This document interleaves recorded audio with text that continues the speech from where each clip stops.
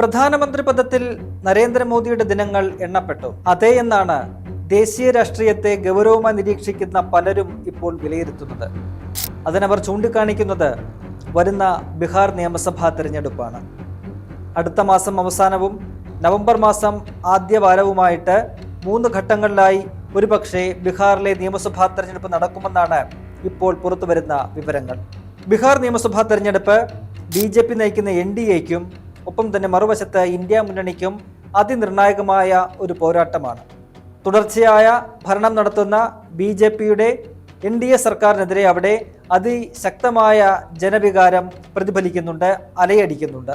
അടുത്തിടെ വോട്ട് ചോരി പത്രസമ്മേളനത്തിനു പിന്നാലെ ബീഹാറിൽ രാഹുൽ ഗാന്ധിയും നിലവിലെ സംസ്ഥാനത്തെ പ്രതിപക്ഷ നേതാവ് തേജസ്വി യാദവും സംയുക്തമായി നടത്തിയ വോട്ടർ അധികാർ യാത്ര അത് ഇന്ത്യ സഖ്യത്തിന് നൽകിയിരിക്കുന്ന ഉണർവ് ചെറുതല്ല.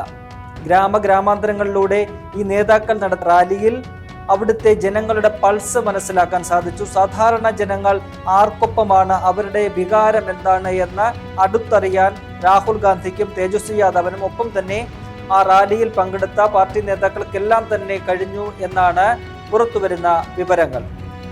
അത്തരത്തിൽ ഇന്ത്യ സഖ്യം ശക്തമായ ഒരു അടിത്തറ സൃഷ്ടിച്ചു, അങ്ങനെ മുന്നോട്ട് പോവുകയാണ്. സീറ്റ് വിഭജനം ഉൾപ്പെടെയുള്ള ചർച്ചകളിലേക്ക് കടക്കുകയാണ്. അതും കൂടി അടുത്ത ആഴ്ചയോടുകൂടി പൂർത്തിയാകുമെന്നാണ് മനസ്സിലാക്കാൻ കഴിയുന്നത്. എന്തായാലും കോൺഗ്രസിനെ സംബന്ധിച്ച് സംസ്ഥാനത്ത് വലിയൊരു ഉണർവ് പാർട്ടിക്ക് ഉണ്ടായിട്ടുണ്ട് എന്നാണ് വിലയിരുത്തപ്പെടുന്നത്. കഴിഞ്ഞ ദിവസമാണ് ബീഹാറിന്റെ തലസ്ഥാനമായ പട്നയിൽ പാർട്ടിയുടെ പ്രവർത്തക സമിതി യോഗം ചേർന്നത്. സമുന്നതരായ നേതാക്കളെല്ലാം ചേർന്നുകൊണ്ടാണ് പാർട്ടിയുടെ പരമോന്നത ബോഡിയുടെ യോഗം അവിടെ നടന്നത്. അവിടെ ആ യോഗം നടത്താനും ചില രാഷ്ട്രീയമായ കാരണങ്ങളുണ്ട്. അത് ബീഹാറിനോടുള്ള പ്രത്യേക താല്പര്യം തന്നെയാണ്. എന്തായാലും ആ യോഗത്തിലുണ്ടായ ചില തീരുമാനങ്ങൾ, അവിടെ പ്രമേയം പാസാക്കിയത് തന്നെ ബീഹാറിൽ ഇന്ത്യ സഖ്യം മികച്ച വിജയം നേടും, അത് ദേശീയ രാഷ്ട്രീയത്തിലും പ്രതിഫലിക്കും എന്നാണ്. അതായത് ബീഹാറിൽ ഭരണമാറ്റം ഉണ്ടായാൽ അത് രാജ്യത്തും ഭരണമാറ്റത്തിന് കാരണമാകും എന്ന് കോൺഗ്രസ് അടിയുറച്ച് വിശ്വസിക്കുന്നുണ്ട്. ബീഹാറിലെ കോൺഗ്രസിന്റെ നിലവിലെ സ്ഥിതി അത്ര മികച്ചതാണോ എന്ന് ചോദിച്ചാൽ കഴിഞ്ഞ കാലങ്ങൾ നോക്കുമ്പോൾ അങ്ങനെയല്ലായിരുന്നു. കഴിഞ്ഞ നിയമസഭാ തെരഞ്ഞെടുപ്പിൽ 70 സീറ്റുകൾ മത്സരിച്ച പാർട്ടിക്ക് ഏതാണ്ട് 17 സീറ്റുകളിൽ മാത്രമാണ് വിജയിക്കാനായത്.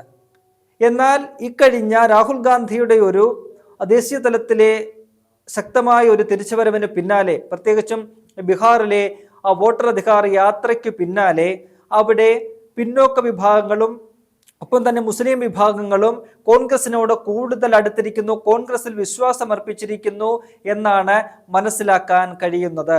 പ്രധാനമായിട്ടും രാഹുൽ ഗാന്ധി കഴിഞ്ഞ ലോക്സഭാ തെരഞ്ഞെടുപ്പിലെ പോലെ ഈ ഭരണഘടനയെ മുൻനിർത്തിയുള്ള ഒരു പ്രചരണം നടത്തുന്നു. ഭരണഘടന ആക്രമിക്കപ്പെടാൻ പോകുന്നു എന്ന തരത്തിൽ ചില പ്രചരണങ്ങൾ നടത്തി. ഒപ്പം തന്നെ കഴിഞ്ഞ ലോക്സഭാ തെരഞ്ഞെടുപ്പിൽ ഉയർത്തിയ ജാതി സെൻസസ് എന്ന ആവശ്യം രാഹുൽ ഗാന്ധി സജീവമായിട്ട് വീണ്ടും ഉയർത്തിക്കൊണ്ടിരിക്കുകയാണ്. അത് ആ പിന്നോക്ക വിഭാഗങ്ങൾക്ക് വേണ്ടിയിട്ടാണ് എന്ന് ആ ജനതയെ മനസ്സിലാക്കുന്നുണ്ട്. അതുകൊണ്ട് തന്നെ തങ്ങൾക്ക് വേണ്ടി നിലനിൽക്കുന്ന, തങ്ങൾക്ക് വേണ്ടി നിലപാട് സ്വീകരിക്കുന്ന രാഹുൽ ഗാന്ധിക്കും രാഹുൽ ഗാന്ധിയുടെ പാർട്ടിയായ കോൺഗ്രസിനും പിന്നിൽ എങ്കിൽ അവർക്ക് ഒപ്പം നിൽക്കാനുള്ള ഒരു തീരുമാനത്തിലേക്ക് അവിടുത്തെ പിന്നോക്ക വിഭാഗങ്ങൾ ഒരു പരിധിവരെ പോയിട്ടുണ്ട്. മറുവശത്ത് ഈ പറയുന്നത് പോലെ ദേശീയ തലത്തിൽ സംഘപരിവാറിനെതിരെ, BJPക്കെതിരെ, നരേന്ദ്രമോദിക്കെതിരെ, അമിത്ഷായ്ക്കെതിരെ നിരന്തരം ശക്തമായ പോരാട്ടം നടത്തുന്ന നിലപാടുകളിൽ ഉറച്ചു നിന്നുകൊണ്ട് സംഘപരിവാറിനെതിരെ ആഞ്ഞടിക്കുന്ന രാഹുൽ ഗാന്ധി തങ്ങൾക്ക് ഒരു പ്രതീക്ഷയാണ്, തങ്ങളുടെ ഭാവി പ്രതീക്ഷയാണ് എന്ന് മുസ്ലിം സമുദായവും കരുതുന്നുണ്ട്. കഴിഞ്ഞ കാലങ്ങളിലൊക്കെ തന്നെ പാർട്ടിയോട് അകന്നു നിന്ന ആ വിഭാഗം വീണ്ടും കോൺഗ്രസിലേക്ക് അടുക്കുന്ന ഒരു സൂചന കൂടി അവിടെ കാണാൻ കഴിയുന്നുണ്ട്. അങ്ങനെയെങ്കിൽ വരുന്ന നിയമസഭാ തെരഞ്ഞെടുപ്പിൽ ഒരുപക്ഷെ കോൺഗ്രസ് വലിയ രീതിയിലുള്ള ഒരു ചരിത്ര നേട്ടം അവിടെ സ്വന്തമാക്കിയാലും നമുക്ക് അത്ഭുതപ്പെടാനില്ല എന്നാണ് അവിടെ നിന്നുമുള്ള വിവരങ്ങൾ നൽകുന്നത്. പാർട്ടിയുടെ ഒരു വിലയിരുത്തൽ അങ്ങനെയാണ്. പരമാവധി ഒരുപക്ഷെ ഒറ്റയ്ക്ക് മത്സരിച്ചാൽ പോലും അവിടെ 40-50 സീറ്റുകളിൽ വരെ വിജയിക്കാൻ കഴിയും എന്ന ഒരു വിശ്വാസം പാർട്ടിക്കുണ്ട്. അത് ഈ പറയുന്നത് പോലെ താഴെ തട്ടിൽ നിന്നുള്ള പ്രവർത്തനങ്ങളിൽ നിന്നും ഈ റാലികളിൽ നിന്നുമൊക്കെ മനസ്സിലാക്കിയ ജനങ്ങളുടെ ഒരു വികാരത്തിൽ നിന്നുമാണ് ആ ഒരു വിലയിരുത്തലിലേക്ക് പാർട്ടി എത്തിയിരിക്കുന്നത്. എന്തായാലും ബീഹാറിനെ സംബന്ധിച്ച് ബീഹാറിലെ വരുന്ന നിയമസഭാ തെരഞ്ഞെടുപ്പ് നരേന്ദ്രമോദിയുടെ രാഷ്ട്രീയത്തെ തന്നെ നിർണ്ണയിക്കാൻ പോകുന്ന ഒന്നാകും, രാഷ്ട്രീയ ഭാവി തന്നെ നിർണ്ണയിക്കാൻ പോകുന്ന ഒന്നാകുമെന്ന് ഏവരും ഒന്നടങ്കം പറയുന്നുണ്ട്. അതിന് പ്രധാനപ്പെട്ട കാരണം ബീഹാറിൽ ഒരു ഭരണമാറ്റം സംഭവിച്ചാൽ അല്ലെങ്കിൽ BJP അവിടെ തോൽക്കുന്ന ഒരു സാഹചര്യം ഉണ്ടായാൽ അത് നരേന്ദ്രമോദിയുടെ പ്രധാനമന്ത്രി പദത്തിനും കടിഞ്ഞാണിടുമെന്നാണ് ഏവരും ഉറച്ചു വിശ്വസിക്കുന്നത്. കാരണം ബീഹാറിലെ JDU ഒപ്പം തന്നെ ആന്ധ്രാപ്രദേശിലെ TDPയും എന്നീ രണ്ട് സഖ്യകക്ഷികളുടെ പിൻബലത്തിലാണ്, അവരുടെ പിന്തുണയോടുകൂടിയാണ് കേന്ദ്രത്തിൽ നരേന്ദ്രമോദി സർക്കാർ ഭരിക്കുന്നത്.